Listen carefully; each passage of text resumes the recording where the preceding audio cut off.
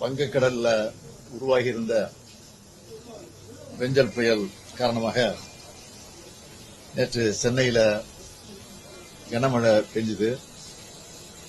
கனமழை பெஞ்சாலும் நம்முடைய தமிழ்நாடு அரசு மேற்கொண்ட முன்னெச்சரிக்கை நடவடிக்கைகளின் காரணமாகவும் தூர்வாரக்கூடிய அந்த பணிகளின் காரணமாகவும் பெரும்பாலான பகுதிகளில் தண்ணீர் தேங்கவில்லை என்பது உங்கள் அனைவருக்கு தெரியும். உங்களில் பல டிவிகள் கூட அதை பாராட்டி சொல்லியிருக்கீங்க. ஒரு சில டிவி வந்து மறைச்சிருக்கிறீங்க. அப்படி கவலை இல்லை. வடசென்னை பகுதியில் மழைநீரை அகற்றுவதற்கு ராட்சச மின் மோட்டார்கள் பயன்படுத்தப்பட்டு மழைநீர் அகற்றப்பட்டிருக்கு. தொடர்ந்து அதன் பணி நடந்துகிட்டு இருக்கு. சில இடங்கள்ல மழைநீர் தேங்கக்கூடிய இடங்கள்ல அதனை வெளியேற்றக்கூடிய வகையில் பல்வேறு திறன் கொண்ட 1686 மோட்டார் பம்புகள் எப்பொழுதும் தயார் நிலையில் இருக்கிறது. தேங்கிய இடங்களில் உடனுக்குடன் தண்ணீர் வெளியேற்றப்படுகிறது. சென்னையில் இருக்கக்கூடிய 22 சுரங்கப்பாதைகள்ல 21 சுரங்கப்பாதைகள்ல போக்குவரத்து சீராக அமைஞ்சிருக்கு. தொடர்ந்து போக்குவரத்து நடந்துகிட்டு இருக்கு. கணேசபுரம் சுரங்கப்பாதைகளை பொறுத்த வரைக்கும் அது ரயில்வே மேம்பால பணி நடந்துட்டு இருக்கிற காரணத்தினால போக்குவரத்து நிறுத்தி வைக்கப்பட்டிருக்கு. சென்னையில 32 முகாம்கள் அமைக்கப்பட்டு அந்த முகாம்கள் மூலமா 1018 நபர்கள் அதில் தங்க வைக்கப்பட்டு அவர்களுக்கு தேவையான உணவு, குடிநீர் உள்ளிட்ட அடிப்படை வசதிகள்லாம் செய்து கொடுக்கப்பட்டிருக்கு. பொதுமக்களுக்கு இன்று வரை 9,10,000 உணவுப் பட்டலங்கள் வழங்கப்பட்டிருக்கிறது. நேற்றைய தினம் அம்மா உணவகங்கள் மூலமாக இலவசமாக உணவுகள் வழங்கப்படும் என்று நான் அறிவித்திருந்தேன். அந்த அடிப்படையில் 386 அம்மா உணவகங்களில் 1,07,047 பேருக்கு உணவு இலவசமாக வழங்கப்பட்டிருக்கு.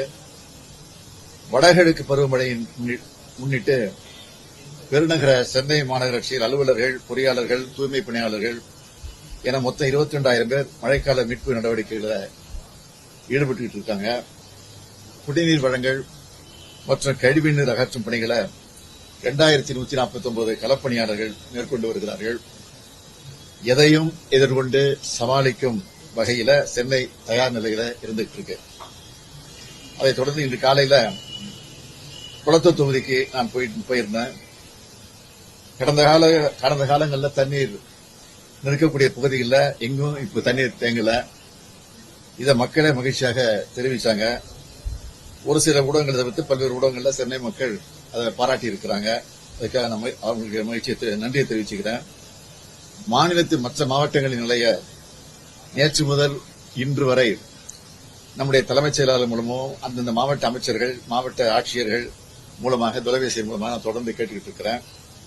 அந்த வகையில விழுப்புரம் மாவட்டத்தை பொறுத்த வரைக்கும் இதுவரைக்கும் வரலாறு காணாத வகையில மழை அங்க பதிவாகியிருக்கு. அந்த மாவட்டத்தை பொறுத்த வரைக்கும் அதனுடைய நிலைமையை தொடர்ந்து நாங்கள் கண்காணிச்சுக்கிட்டு இருக்கிறோம்.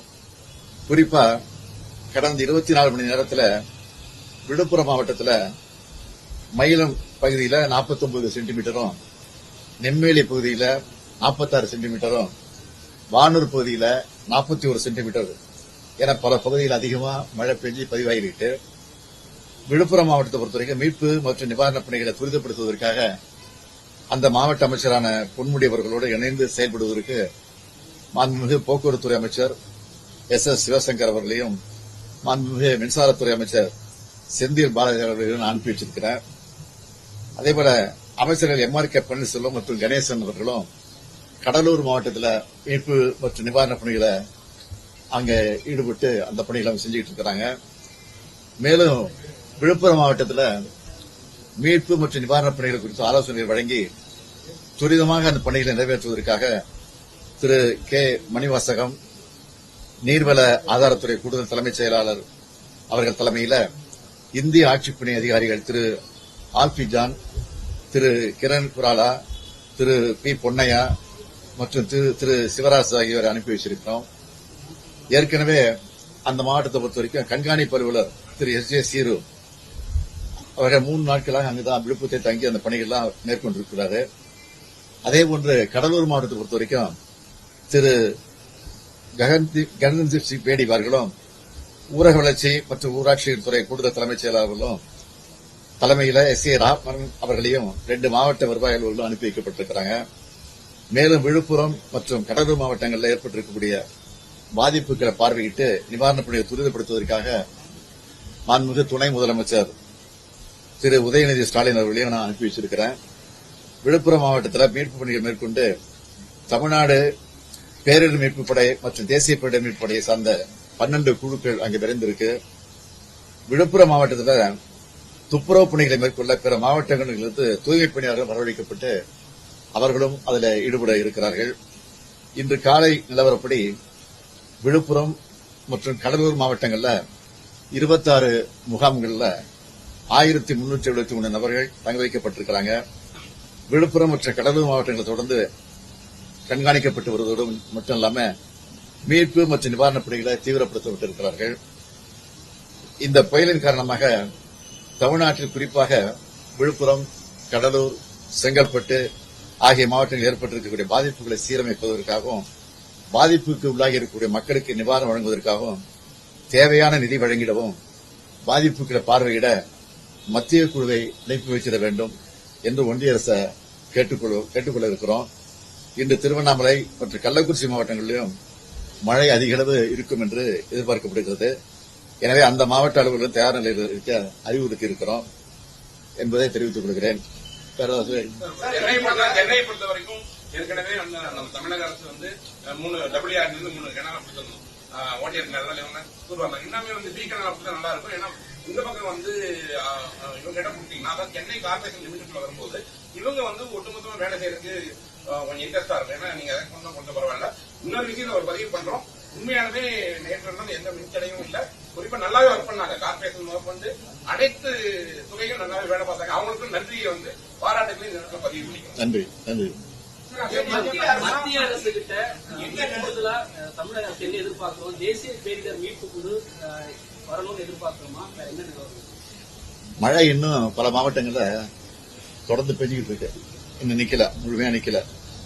எனவே ஓரளவு மழை குறைஞ்ச பின் தான் பாதிக்கப்பட்ட மக்களுக்குரிய நிவாரணம் வழங்கணும். அதே மாதிரி பயிர் சேதத்தை பொறுத்த வரைக்கும் மழைநீர் வடிந்தவுடன் முறையாக கணக்கெடுப்பு நடத்தணும். இதெல்லாம் அந்த இழப்பீடு தொகை எப்படி வழங்குறதுங்கிறத அப்பதான் முடிவு பண்ண முடியும். நாளை தினம் சம்பந்தப்பட்ட அதிகாரிகளோடு நாங்கள் கூட்டம் நடத்த இருக்கோம். இது தலைமை செயலகத்தில் அதில் கலந்து பேசி முடிவெடுத்து அதற்கு மத்திய அரசுக்கு இது குறித்து விளக்கமாக நாங்கள் கடிதம் அவங்களோட பேசிட்டு இருந்தீங்க மற்ற அதிகாரிகளோட. நீங்க எல்லாத்தையும் பக்கத்தில் போகக்கூடிய வாய்ப்பு ஏன்னா இன்னும் கரையை கிடக்கல அப்படின்னு சொல்லல. எந்த மாதிரி பாதிப்பு வரும்னு அவங்க சொல்லியிருக்காங்க. நம்ம என்ன தயார் நிலையில் இருக்கோம். அமைச்சர்கள் சென்றிருக்கிறார்கள். அதிகாரிகள் மூத்த அதிகாரிகள் அனுப்பிச்சு வச்சிருக்கிறோம். ஏற்கனவே அந்த மாவட்டத்தில் அனுபவம் கலெக்டரா இருந்தது அனுப்பிச்சு வச்சிருக்கிறோம். தேவைப்பட்டால் முதலமைச்சராக நானும் செல்வேன். ஏற்கனவே நம்ம கோரிய நிதி மத்திய அரசு பல்வேறு நிதிகள் நமக்கு புதுசா வரணும். இந்த சூழ்நிலையில இப்ப கூடுதல் நிதி கேட்பது அவங்க அதை எப்படி பார்ப்பாங்க? முழுமையா நிதி ஒரு நம்ம நம்புறோம். நீங்க நல்லதே நினைங்களா? ஏன் கெட்டதை நினைக்கிறீங்க? நல்லதே நினைப்போம். அப்படிதான் நினைச்சு போனதே நினைச்சோம். வரல. இந்த டைம் அனுப்புறோம். வரலன்னா என்ன எப்படி சமாளிக்கணும்? இப்ப எப்படி சமாளிச்சோம் அப்படி சமாளிப்போம். சென்னை மாநகராட்சி சிங்காரம் தண்ணி திட்டம்லாம் கொண்டு வரப்பட்டும் பாலங்களுக்கு தண்ணி தேக்கமானது இருந்து கொண்டே இருக்கு. எந்த பாலங்களை செஞ்சு மழை பெஞ்சிட்டு இருக்கும்போது இருக்கதாங்க செய்யும். மழை நின்று 10 நிமிஷத்துல போயிடுச்சு இல்ல. அதை பாருங்க போல.